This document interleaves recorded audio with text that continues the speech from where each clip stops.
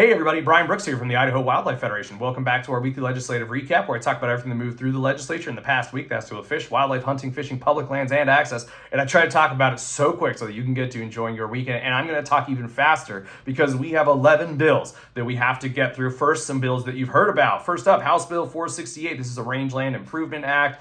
It's a good bill. 90% of it is good. It mimics the Taylor Grazing Act. It allows ISDA to pursue funding to do rangeland improvement projects on state land. However, there is some conflicting jurisdictional language regarding wildlife between Fish and Game, ISDA, and the feds. Because of that, we're not going to support it. But again, 90% of this thing is decent. So we're going to stay neutral on it. That passed out of the House Resources Committee on its way to the floor. Next up, House Bill 485. This is would provide compensation for livestock loss to grizzly and to wolves. This is supported by the general ag community, but it also provided funding for proactive measures to reduce wildlife conflict before there's a mortality event. That's a first of its kind idea for state funding in Idaho, and this would also come from general funds, not from sportsman dollars. A really great thing to happen because sportsmen aren't the only ones who benefit from wildlife in Idaho. Everybody benefits, so everybody should likely pay for these issues. So that is a good bill. Unfortunately, it was held in committee. There's some concerns from some committee members. Hopefully that's ratcheted up and amended or comes back as a different bill. Next up, Senate Bill 1258. This is the bill that would prevent counties from vacating public access points to bodies of water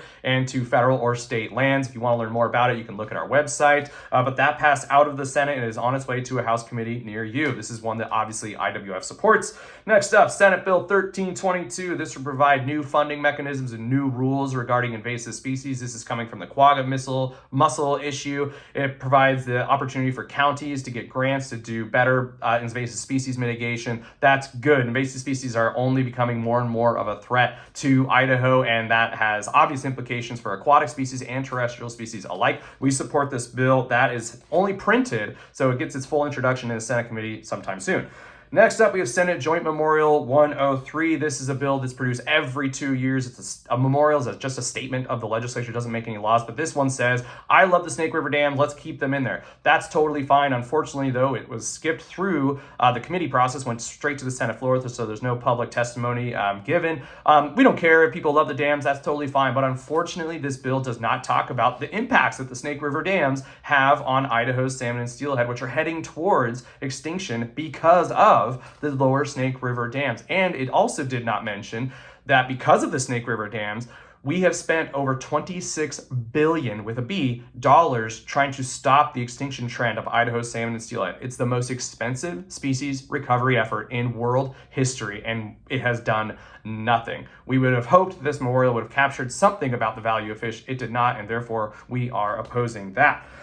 Alrighty, next up, we have some bills we'd like you to take action on. First up, House Bill 469. This is Chairman Mendive's muzzleloader bill that would make it so Fish and Game cannot regulate the use of sabots, 209 primers, and pelletized powder. You combine all of those, three of those for a muzzleloader, it turns a short-range weapon, primitive weapon, into a long-range, more modern weapon. The reason we gave muzzleloaders their own season is because it's harder to harvest animals. That's like why archery hunters have their own season. By modernizing that weapon, you're going to increase success rate. The only response left to Fish and Game, because they won't be able to regulate these three issues, these three things, is season reduction, tag reduction, or elimination of some seasons altogether. And of course, it's also just goes around the Fish and Game's authority. The legislature, politicians, even voters at the ballot box should not be setting wildlife policy. They are not the experts. We oppose this bill. We hope you'd take action. Go to our website. There's a link in the caption here as well if you oppose that bill, please. Next up, we have House Bill 484. This is Representative Kingsley's bill that would mandate Fish and Game go back to annual season setting. That involves a lot of resources to do that. We went to every 2 years in 2015 after 70% of sportsmen said that would be fine. Since then, we've freed up some resources to pursue other programs or expand other good programs. Going back to the single season setting would eliminate those extra programs that we have, utilize a whole lot of resources. And again, a politician thinking that they know better than the pros is really unsettling, and we'd hope that Kingsley drops that bill. Take action on that bill if you don't like that either. Next up, House Bill 536. This would codify some really bad chronic waste and disease mitigation rules.